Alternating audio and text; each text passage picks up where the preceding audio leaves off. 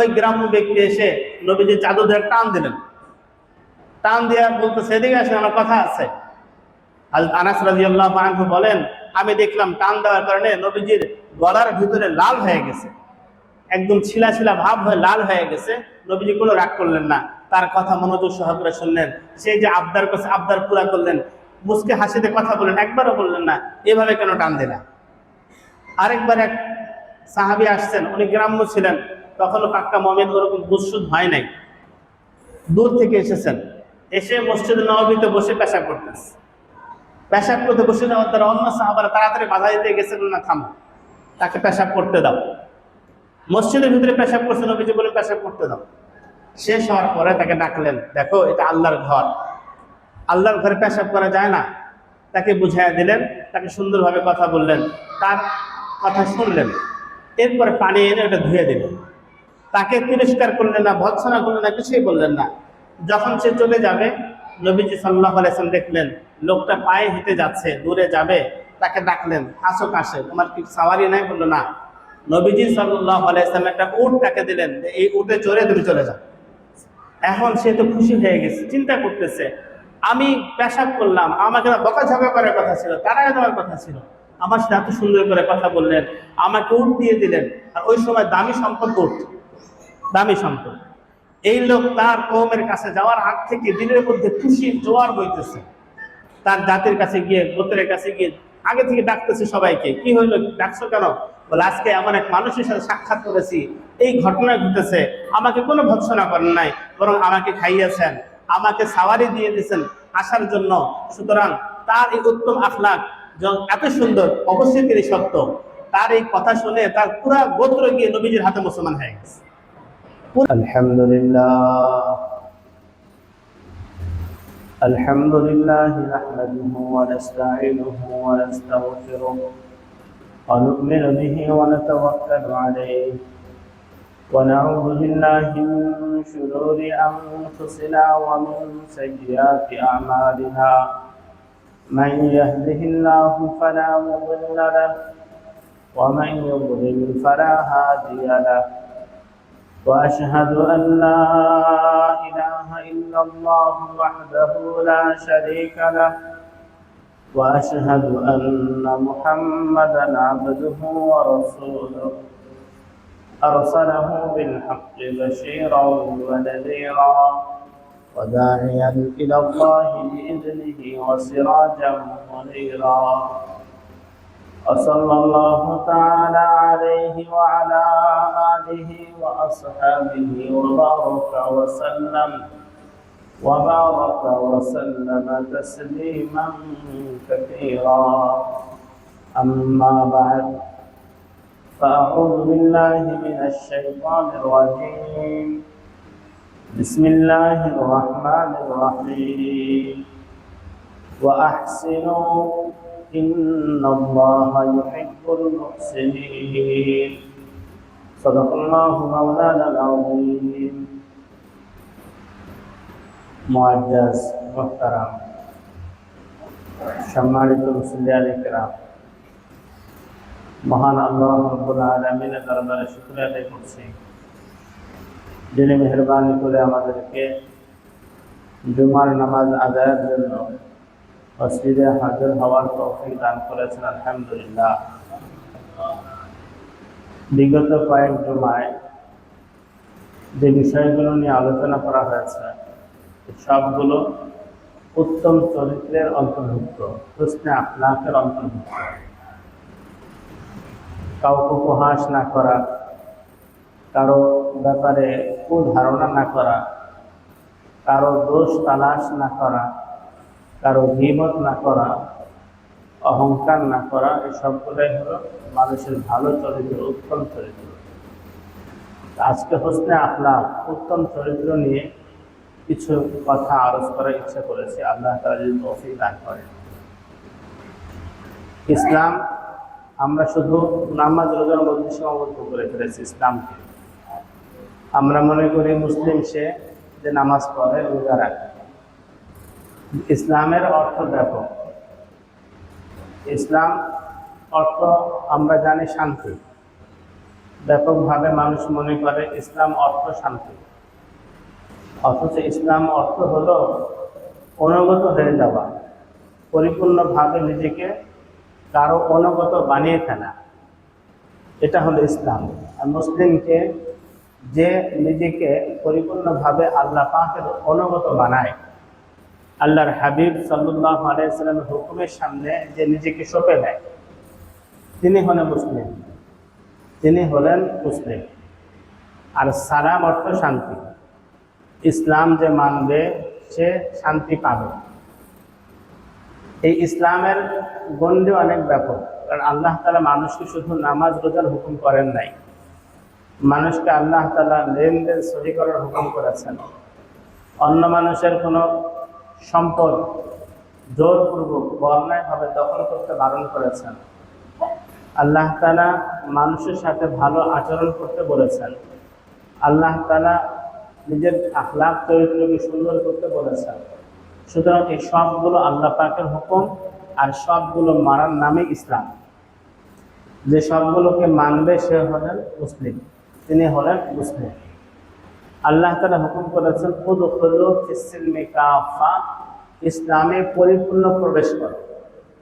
শুধু নামাজ রোজার মাধ্যমে ইসলামে পরিপূর্ণ প্রবেশ করা হয় না।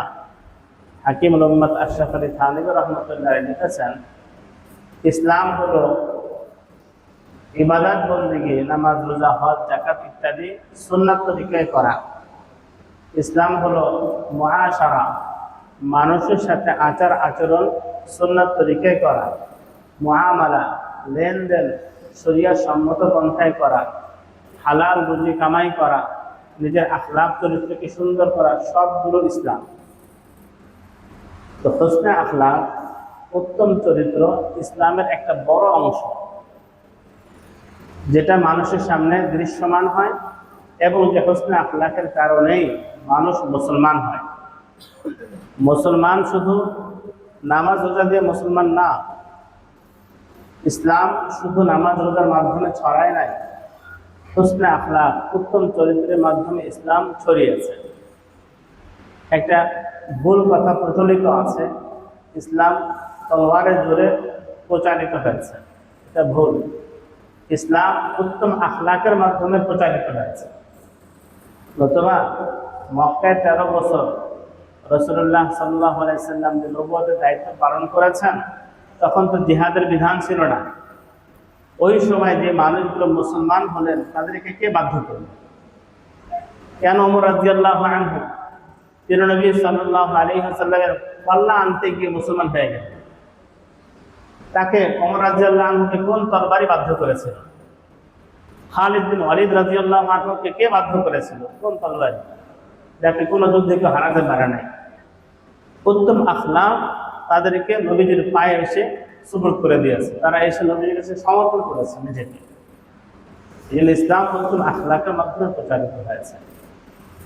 উত্তম আখলাক এত দামি যে আল্লাহ রাসূল সাল্লাল্লাহু আলাইহি ওয়াসাল্লাম ইরশাদ করেছেন যে আল্লাহ পাকের কাছে সে সর্বোত্তম, যে তোমাদের কাছে তোমাদের মধ্যে সর্বোত্তম আখলাকওয়ালা।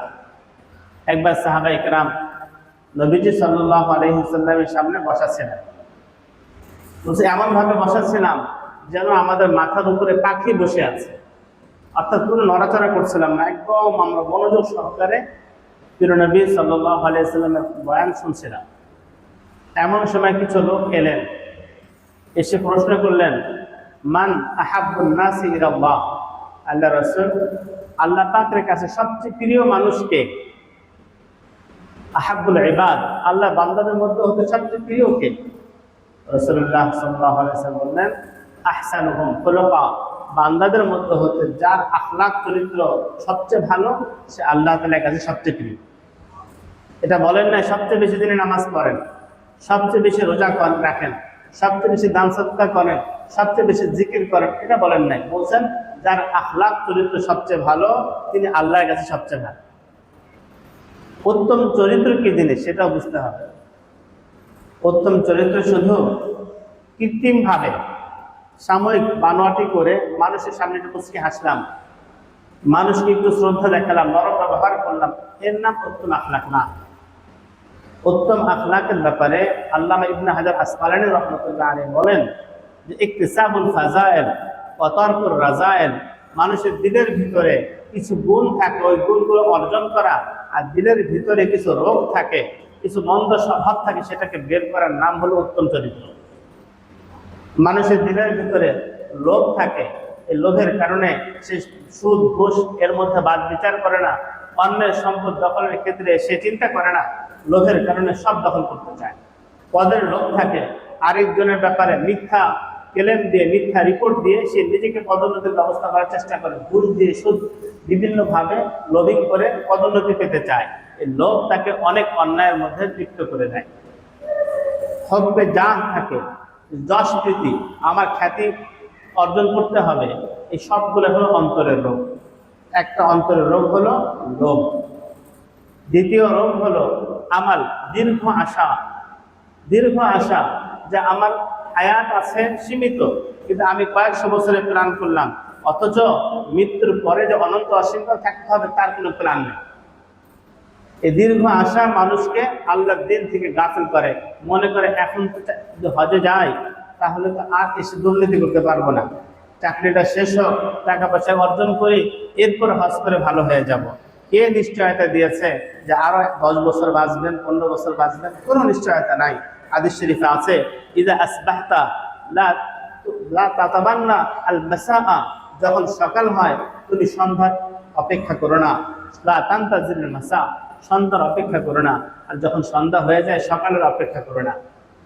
সকালের আশা করো না, হতে পারে রাতেই তোমার শেষ রাত, হতে পারে এই দিনই তোমার শেষ দিন, এমন ভাবে প্রস্তুতি নিতে বলা হয়েছে। লম্বা আশা করে আল্লাহর দিনের কাজগুলোকে পিছায় রাখে, পরে আর হজেও যাওয়া হয় না, গুনাহও ছাড়া হয় না, বাস সে আল্লাহর কাছে চলে যায়।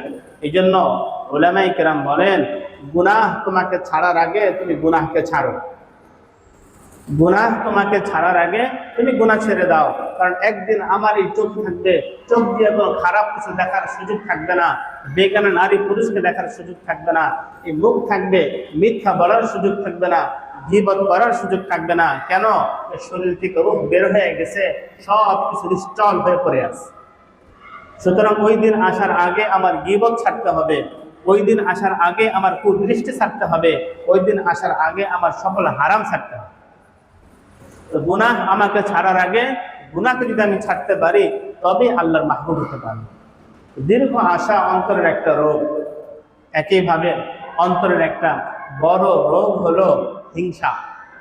হিংসা অন্তরের রোগ, গীবত অন্তরের রোগ, মিথ্যা অন্তরের রোগ, অহংকার অন্তরের রোগ, বেজা গোসা, অযথায় রাগ হয়ে যায়, এগুলো অন্তরের রোগ। অন্তরের যে রোগগুলো আছে এগুলোকে দিল থেকে বের করা, এবং অন্তরের মধ্যে সততা, সত্যবাদিতা, অন্তরের ভেতরে বিনয়, নম্রতা, অন্তরের ভিতরে নির্লোভ, অন্তরের ভিতরে উদারতা আনা, দিলের ভিতরে অন্যের প্রতি সহমর্মিতা আনা, এগুলো হলো দিলের গুণ। সুতরাং দিল যার ভালো হয়ে গেল, সে ব্যক্তি উত্তম আখলাক ওয়ালা। এখন তার দেখা সুন্দর হয়ে যাবে, বলা সুন্দর হয়ে যাবে, চলা সুন্দর হয়ে যাবে। সে প্রতি মুহূর্তে চিন্তা করবে আমার দ্বারা কোনো মাখলুক কষ্ট না পায়। তার চিন্তাই হবে আমি কাউকে কষ্ট না দেই, আমার কোনো উচ্চারণে কেউ কষ্ট না পায়, আচরণে কেউ কষ্ট না পায়। নতুবা যদি দিল ঠিক না হয়, দেখা গেল বসের সামনে গিয়ে খুব নরম, কিন্তু নিজের অধীনস্থদের সামনে গিয়ে সে বাঘ হয়ে যায়। বসকে তো ডরায়, কিন্তু নিচে যারা আছে এদের সে দুর্ব্যবহার করতে ভয় পায় না। কেন? তা তো দিলে আল্লাহর ভয় নাই। আর দিলের মধ্যে আল্লাহর ভয় থাকতে এ চিন্তা করতো, এ যদিও আমার অধীনস্থ কিন্তু আল্লাহর কাছে প্রিয়, আমি কিছু তাকে বললে আমার আল্লাহ নারাজ হয়ে যায়। বাহিরে ভালো, সবাই তাকে খুব ভদ্র নম্র মনে করে, ঘরে আসলে সে উগ্র মেজাজি হয়ে যায়, বিবির সাথে উগ্র, বাচ্চাদের সাথে উগ্র হয়ে যায়। তার মানে সে উত্তম আখলাক ওয়ালা না। উত্তম আখলাক হলো দিলের একটা অবস্থার নাম, যে অবস্থা তৈরি হলে মানুষ দিল থেকে আল্লাহর ভয়ে সবাইকে কষ্ট দেওয়া বাদ দেয়, সবার উপকার করার চেষ্টা করে। সে চিন্তা করে আমার দ্বারা কোনো মাখলুক কষ্ট না পায়, আর আমি সবার জন্য উপকারী হয়ে যাই। হাদিস শরীফে আছে, সর্বোত্তম মানুষ তো সে আনফাউল নাস, যে মানুষের জন্য বেশি উপকারী হয়। সাহাবায়ে কেরাম রাদিয়াল্লাহু আনহুম এই জন্যই কোনো মানুষকে কষ্ট দিতেন না। জিহাদের ময়দানে জিহাদ করতেন, অন্য সময় জবান দিও না, অঙ্গ প্রত্যঙ্গ কাউকে কষ্ট দিতেন না। রাসূলুল্লাহ সাল্লাল্লাহু আলাইহি ওয়াসাল্লাম এমন ভাবে জীবন যাপন করতেন, কাউকে কষ্ট দিতেন না। মুহতারাম, এই উত্তম আখলাকওয়ালা ব্যক্তিদেরকে আল্লাহ পাক এত মর্তবা দিয়েছেন। হাদিস শরীফে আছে, বেশ কয়েকটি সহিহ হাদিস আমি বলবো এই বিষয়ে। যেমন একটি হাদিস বললাম, যার আখলাক চরিত্র সুন্দর হবে সে আল্লাহর কাছে সবচেয়ে প্রিয়। একইভাবে যার আখলাক চরিত্র সুন্দর হবে তিনি নবীজি সাল্লাল্লাহু আলাইহি ওয়াসাল্লামের কাছেও সবচেয়ে প্রিয়। হাদিস শরীফে আছে, আল্লাহ রাসূল সাল্লাল্লাহু আলাইহি ওয়াসাল্লাম বললেন, ইন্না আহাব্বাকুম ইলাইয়া ওয়া আকরাবাকুম মিন্নি মাজলিসান ইয়াউমাল কিয়ামা আহাসিনুকুম খুলুকা। তোমাদের মধ্যে হতে সে আমার কাছে সবচেয়ে প্রিয় এবং কিয়ামতের ময়দানে সে আমার সবচেয়ে কাছে থাকবে যার আখলাক চরিত্র সুন্দর। কিয়ামতের ময়দানে নবীজির কাছে থাকার কত তামান্না।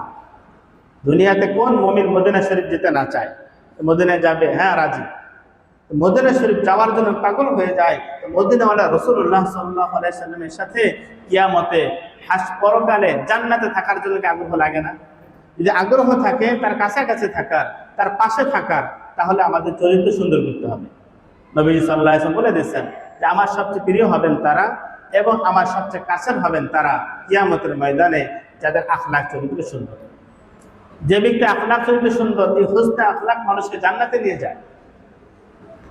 সাহাবায়ে কেরাম রাদিয়াল্লাহু আনহুম প্রশ্ন করলেন, ইয়া রাসূলুল্লাহ, মা আকসারু মাল আ'মাল আইদুল আ'মাল ইউদখিলু আন-নাসা আল জান্নাতা ইউদখিলু আন-নাসা আল জান্নাতা আকসারু মা ইউদখিলু আন-নাসা আল জান্নাতা। কোন জিনিস সবচেয়ে বেশি মানুষকে জান্নাতে প্রবেশ করাবে? নবীজি সাল্লাল্লাহু আলাইহি ওয়াসাল্লাম বললেন, তাকওয়াল্লাহ ওয়া হুসনুল খুলুক। আল্লাহ পাকের ভয় এবং উত্তম আখলাক জান্নাতে বেশিরভাগ মানুষকে প্রবেশ করাবে। আবার প্রশ্ন হলো, মা ইউদখিলুন নাসা আন-নার আকসারু মা ইউদখিলুন নাসা আন-নার। কোন জিনিস মানুষকে বেশি জাহান্নামে নেবে? নবীজি সাল্লাল্লাহু আলাইহি ওয়াসাল্লাম বললেন, আল ফাম ওয়াল ফারাজু, মানুষের মুখ আর মানুষের লজ্জাস্থান। মানুষের জবান আর লজ্জাস্থান সবচেয়ে বেশি মানুষকে জাহান্নামে নিয়ে যায়। এই জন্য অন্য হাদিস শরীফে আল্লাহ রাসূল সাল্লাল্লাহু আলাইহি ওয়াসাল্লাম বলেন, যে ব্যক্তি দুইটা অঙ্গের জিম্মাদারি নেবে, দায়িত্ব নেবে, এই দুই অঙ্গের হেফাজত করবে, আমি রাসূল তার জান্নাতে যাওয়ার গ্যারান্টি দিলাম। আমি গ্যারান্টেড, তার আমি দায়িত্ব নিলাম তাকে জান্নাতে প্রবেশ করাবে। একটা হলো মা বাইনা লাহিয়াই, আরেকটা মা বাইনা ফাখিজাই। তার দুই চোয়ালের মাঝে যে অংশ আছে, তার জিহ্বা, এবং দুই রানের মধ্যে মাঝে যে অংশ অর্থাৎ লজ্জাস্থান, এই দুই স্থানের হেফাজতের জিম্মাদারি যে নেবে, নবীজি সাল্লাল্লাহু আলাইহি ওয়াসাল্লাম দায়িত্ব নিয়েছেন, তাকে জান্নাতে নিয়ে যাবে। আর এই হাদিস শরীফে বললেন, আর সবচেয়ে বেশি মানুষকে জাহান্নামে নেবে জবান আর লজ্জাস্থান সবচেয়ে বেশি। উত্তম আখলাকের ব্যাপারে হাদিস শরীফে আছে, আল্লাহ রাসূল সাল্লাল্লাহু আলাইহি ওয়াসাল্লাম বলেন, আনা যাইমুন বিবাইতিন আনা যাইমুন বিবাইতিন ফি রাবাজিল জান্নাহ লিমান তারাকা মিরাআন ওয়ালাউ কানা মুহিক্কান। আমি জান্নাতের সূচনা লগ্নে প্রান্ত দেশে একটি বালাখানার দায়িত্ব নিচ্ছি ওই ব্যক্তির জন্য যে ঝগড়াকে ছেড়ে দেয়, যদিও সে হকের উপরে আছে। রিকশাওয়ালার সাথে ঝগড়া হয়েছে, ভাড়া 30 টাকা, সে 40 টাকা চাচ্ছে, আপনি জানেন ভাড়া 30 টাকা, তার এটা অযৌক্তিক, তারপর আপনি ঝগড়াটা ছেড়ে দিলেন, যাও তুমি 10 টাকা বেশি নিয়ে যাও, তোমাকে দিয়ে দিলাম। এই 10 টাকা দিয়ে জান্নাতের প্রান্ত দেশে জান্নাতের বালাখানার মালিক হয়ে গেলাম, কারণ আমি হকের উপরে ছিলাম, ভাড়া 30 টাকায়, তারপরে ছেড়ে দিলাম। একজন আপনার কাছে 1000 টাকা নিয়েছে, এরপরে সে বললাম আমি পরিশোধ করে দিয়েছি, আপনি নিশ্চিত জানেন সে পরিশোধ করে নাই, আপনি ঝগড়াটা ছেড়ে দিলেন, যাও ভাই তোমাকে আমি ছেড়ে দিলাম, তুমি দিলে দিছো, না দিলে তোমাকে আমি হাদিয়া দিয়ে দিলাম। এই যে আপনি হকের উপরে থেকেও ছেড়ে দিলেন, এর ফায়দা কি হলো? হাদিসের আলোকে বোঝা যায় 1000 টাকা দিয়ে জান্নাতের বালাখানার মালিক হয়ে গেল।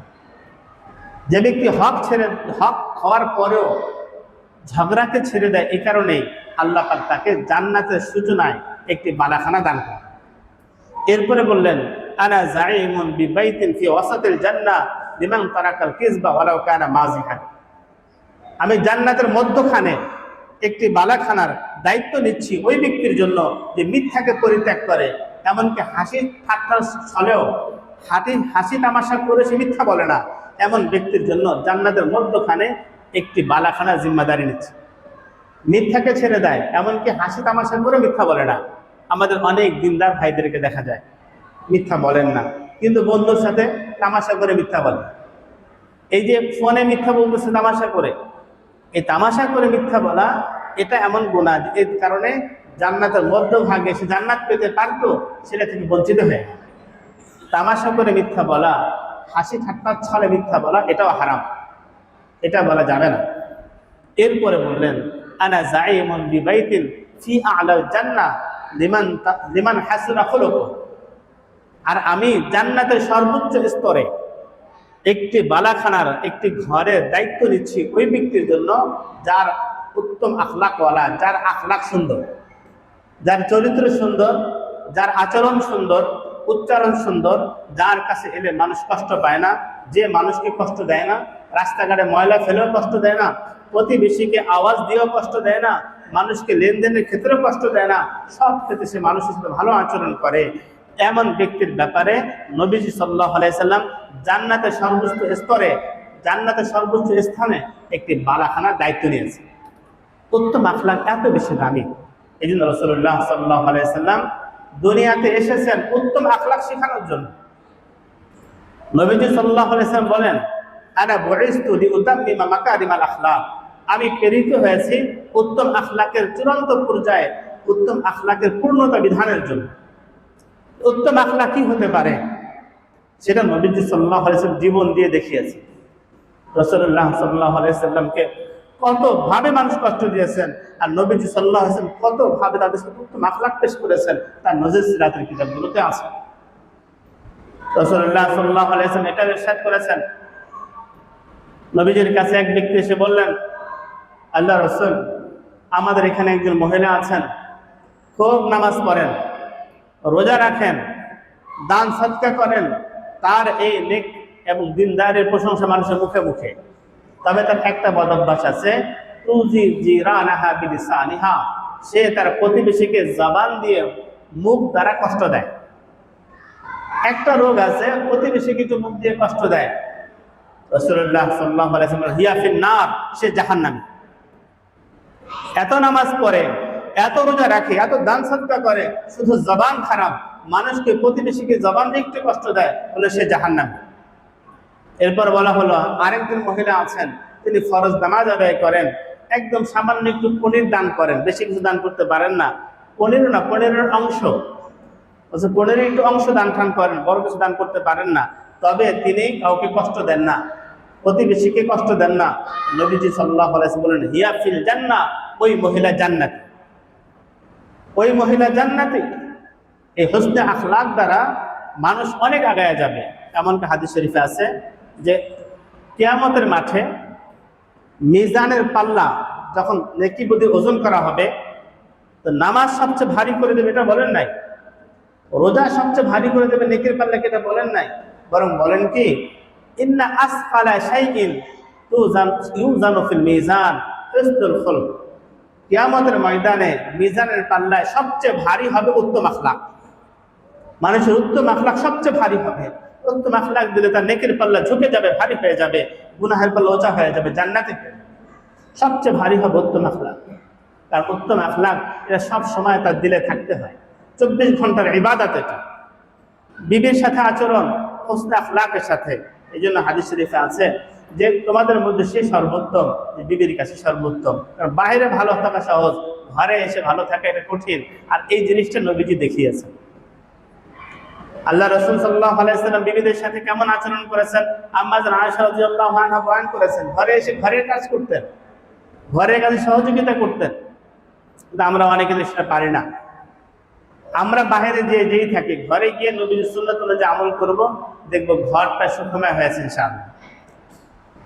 উত্তম আখলাকের একটা ঘটনা মনে পড়ে গেল, শুধু মানুষের সাথে না, মাখলুকের সাথে সামান্য একটু আখলাক খারাপ করলে আল্লাহ রহমত আসা বন্ধ হয়ে যায়। আশরাফ আলী থানভী রহমতুল্লাহ আলাইহি, হাকিমুল উম্মাত, বিশ্ব বরেণ্য বুজুর্গ, হুজুরে নিজে বয়ান করেছেন, তার কিতাবগুলোতে আছে। ওনার বিবি যাবেন বাপের বাড়িতে বেড়াতে, ওনাকে বললেন যে আমি তো বাপের বাড়ি যাব, আমার যে খোয়ার আছে, মুরগির যে ঘর, এখানে কিছু মুরগি আছে, সকালবেলা এটা খুলে একটু খাবার দিয়েন, ভুলে যায়েন না। থানভী রহমতুল্লাহ, ঠিক আছে ইনশাআল্লাহ, খাবার মুরগিগুলোকে আমি সকালে খানা দেবো। তো ফজরের পরে তিনি একটু হাঁটতেন। আশরাফ আলী থানভী রহমতুল্লাহ হাঁটাচলা করে ওনার দোতলা একটা রুম ছিল, ওই রুমে গিয়ে বয়ানুল কোরআন লিখতেন, তাফসিরে বয়ানুল কোরআন লিখতেন। একটু হেঁটে এসে এরপর বসতেন লিখতে। উনি লিখতে বসেছেন, কিন্তু আল্লাহর পক্ষ থেকে দিলের মধ্যে কোনো কথা আসতেছে না, কি লিখবেন? চিন্তা করলেন যে প্রতিদিন বসি, আল্লাহর পক্ষ থেকে রহমতের ধারা আসে, আমি লিখতে থাকি, আজকে কি হলো, কিছুই আসতেছে না মনে। হঠাৎ মনে পড়ছে মুরগিগুলোকে তো ছাড়া হয় নাই, খাবার দেওয়া হয় নাই। তিনি বাস উঠে এসে মুরগিগুলাকে ছাড়ছেন, খাবার দিয়েছেন, সবাই খাচ্ছে, মুরগিগুলা তো নেচে নেচে খাচ্ছে। আর উনি বলেন, আমার দিলের মধ্যে আল্লাহ পাকের পক্ষ থেকে রহমতের ঝর্ণা শুরু হয়ে গেছে। গিয়ে লিখতে বসতে দেখি এত লেখা আসতেছে। এখন থানভী রহমতুল্লাহ বললেন, এবার তোমরা বুঝো, একটা মাখলুক মুরগি খাবার দিতে একটু বিলম্ব করেছে, তাও ইচ্ছাকৃত না, ভুলের কারণে।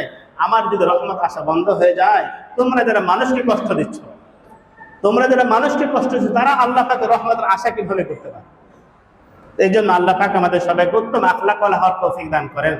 রাসূলুল্লাহ সাল্লাল্লাহু আলাইহি ওয়াসাল্লাম বলেন, ওয়া ইন্না সাহিবা হুসনিল খুলক লা ইউদরিকু দারাজাতাস সিয়ামি ওয়াল কিয়াম, অথবা সাইমি ওয়াল কাইম, কোন riwayat সাওয়াম ওয়াল কাওয়াম বিহুসনিল খুলক। যে ব্যক্তি উত্তম আখলাকওয়ালা, এই উত্তম আখলাক দিয়ে সে, যিনি সারা বছর রোজা রাখেন, প্রতি রাত নামাজ পড়েন, সারা রাত নামাজ পড়েন, এমন ইবাদত যারা করেন, সে শুধু উত্তম আখলাকের মাধ্যমে তাদের ওই মর্তবা পেয়ে যাবে। আল্লাহ পাক হুসনে আখলাকের মাধ্যমে এত উঁচা মর্তবা দিয়ে দিবেন।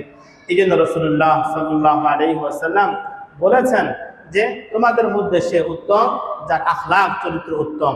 আল্লাহ তাআলা আমাদেরকে আখলাক চরিত্র উত্তম বানানোর তৌফিক দান করেন। মুহতারাম, আল্লাহ রাসূল সাল্লাল্লাহু আলাইহি ওয়াসাল্লাম ছিলেন এই উত্তম আখলাকের মডেল। এই জন্যই আল্লাহ তাআলা কোরআনে কারিমে বলেছেন, ইন্নাকা লাআলা খুলুকিন আযীম, নিশ্চয় আপনি উত্তম চরিত্রের সর্বোচ্চ আসনে সমাসীন আছেন। সর্বোচ্চ আসন, সারা পৃথিবীর সকল মানুষের জন্য উত্তম চরিত্রের আসন নির্ধারণ করা হয়। সর্বোচ্চরায় সর্বোচ্চ আসনে আমাদের নবীজি সাল্লাল্লাহু আলাইহি ওয়াসাল্লাম অধিষ্ঠিত আছেন। তার জীবনী আমরা পড়ি, নবীজির সিরাত দেখি, আর উত্তম আখলাকের দীক্ষা নেই। রাসূলুল্লাহ সাল্লাল্লাহু আলাইহি ওয়াসাল্লাম রাস্তায় বের হয়েছেন, হাঁটতেছেন, এক গ্রাম্য ব্যক্তি আসলো। এসে নবীজি সাল্লাল্লাহু আলাইহি ওয়াসাল্লাম গায়ে একটা চাদর ছিল, চাদরটা খসখসে, এই সুন্দর সুতি কাপড় বা মখমলের, নরম না, খসখসে ছিল। ওই গ্রাম্য ব্যক্তি এসে নবীজির চাদর ধরে টান দিলেন। টান দিয়া বলতে, সেদিকে আসেন, আমার কথা আছে। আনাস রাদিয়াল্লাহু আনহু বলেন, আমি দেখলাম টান দেওয়ার কারণে নবীজির গলার ভিতরে লাল হয়ে গেছে, একদম ছিলা ছিলা ভাব হয়ে লাল হয়ে গেছে। নবীজি কোনো রাগ করলেন না, তার কথা মনোযোগ সহকারে শুনলেন।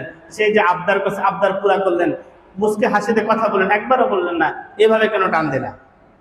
আরেকবার এক সাহাবী আসছেন, উনি গ্রাম্য ছিলেন, তখনও পাক্কা মুমিন ওরকম বুঝসুদ হয় নাই, দূর থেকে এসেছেন। এসে মসজিদ নববীতে বসে পেশাব করতেছে। পেশাব করতে বসে যাওয়ার দ্বারা অন্য সাহাবারা তাড়াতাড়ি বাধা দিতে গেছেন, না থামো, তাকে পেশাব করতে দাও। মসজিদের ভিতরে পেশাব করছে, নবীজি বলেন পেশাব করতে দাও। শেষ হওয়ার পরে তাকে ডাকলেন, দেখো এটা আল্লাহর ঘর, আল্লাহর ঘরে পেশাব করা যায় না। তাকে বুঝাইয়া দিলেন, তাকে সুন্দরভাবে কথা বললেন, তার কথা শুনলেন। এরপরে পানি এনে ওটা ধুয়ে দিলেন। তাকে তিরস্কার করলেন না, ভৎসনা করলেন না, কিছুই বললেন না। যখন সে চলে যাবে, নবীজি সাল্লাল্লাহু আলাইহি ওয়াসাল্লাম দেখলেন লোকটা পায়ে হেঁটে যাচ্ছে, দূরে যাবে, তাকে ডাকলেন, আসো কাছে, তোমার কি সাওয়ারি নাই? বললো না। নবীজি সাল্লাল্লাহু আলাইহি ওয়াসাল্লাম একটা উট তাকে দিলেন, এই উটে চড়ে তুমি চলে যাও। এখন সে তো খুশি হয়ে গেছে, চিন্তা করতেছে, আমি পেশাব করলাম, আমাকে বকাঝকা করার কথা ছিল, তাড়ায় দেওয়ার কথা ছিল, আমার সাথে এত সুন্দর করে কথা বললেন, আমাকে উট দিয়ে দিলেন। আর ওই সময় দামি সম্পদ উট, দামি সম্পদ। এই লোক তার কওমের কাছে যাওয়ার আগ থেকে দিনের মধ্যে খুশির জোয়ার বইতেছে। তার জাতির কাছে গিয়ে, গোত্রের কাছে গিয়ে আগে থেকে ডাকতেছে সবাইকে, কি হইলো, ডাকছো কেন? বলে আজকে এমন এক মানুষের সাথে সাক্ষাৎ করেছি, এই ঘটনা ঘটেছে, আমাকে কোনো ভৎসনা করেন নাই, বরং আমাকে খাইয়েছেন, আমাকে সাওয়ারি দিয়ে দিয়েছেন আসার জন্য। সুতরাং তার এই উত্তম আখলাক এত সুন্দর, অবশ্যই তিনি সত্য। তার এই কথা শুনে তার পুরা গোত্র গিয়ে নবীজির হাতে মুসলমান হয়ে গেছে, পুরা গোত্র গিয়ে নবীজির হাতে মুসলমান হয়ে গেছে। আজকে আমরা মনে করি নামাজ রোজা করলেই সে বড় আখলাকওয়ালা। ওমর ইবনে খাত্তাব রাদিয়াল্লাহু আনহুর কাছে এক ব্যক্তি এসেছে, এসে এক বিষয়ে সাক্ষ্য দিল সাক্ষ্য দিচ্ছে। নবীজি সাল্লাল্লাহু আলাইহি ওয়াসাল্লাম বললেন, আমি তো তোমাকে চিনি না, আর আমি না চিনলে কোনো সমস্যাও নাই, তোমাকে চিনে তোমার সম্পর্কে জানে এমন কেউ আছে কিনা ডেকে নিয়ে আসো, তার কাছ থেকে জেনে নেই তোমাকে চিনে কিনা।